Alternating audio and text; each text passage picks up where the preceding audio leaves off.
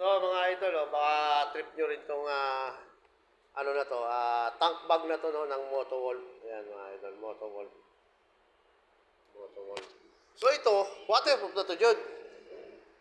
Oh, water resistant. Oh, water resistant mga idol, no? Ayan. Water resistant yan mga idol.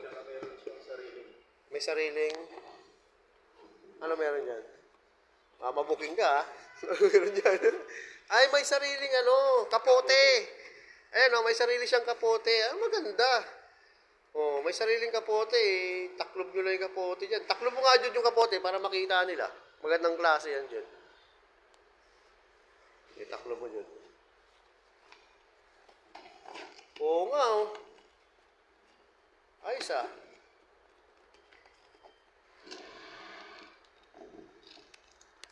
Magandang klase ito mga idol kasi sa mga rides nyo, pag mamalayuan at inabutan kayo ng ulan, biglang buhos ng ulan, hindi papasukin yung mga tools nyo o mga gamit nyo na ilalagay nyo dyan, no? Cellphone o ano man, hindi basta-basta yung papasukin ng ulan. Sa biglang pagbuhos ng ulan at nabutan kayo sa rides. Ayan o, ganda, di ba? May kapote na siyang sarili. So, magandang klase ito mga idol, no? Motowolf, no? Tank bag ng Motowolf.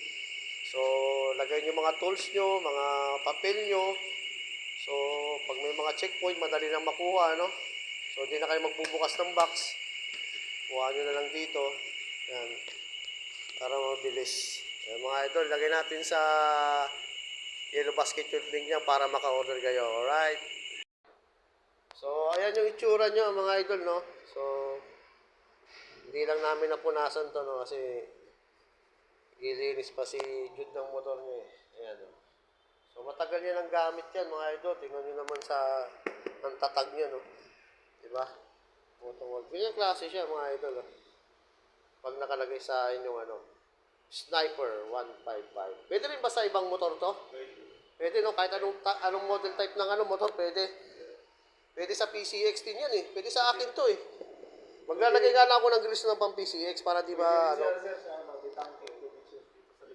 Pwede rin palang ilagay dito sa likuran. Pwede dito sa may band ng tangke. Yan. Kung anong preferred nyo, kung saan gusto nyo ilagay, pwede yan.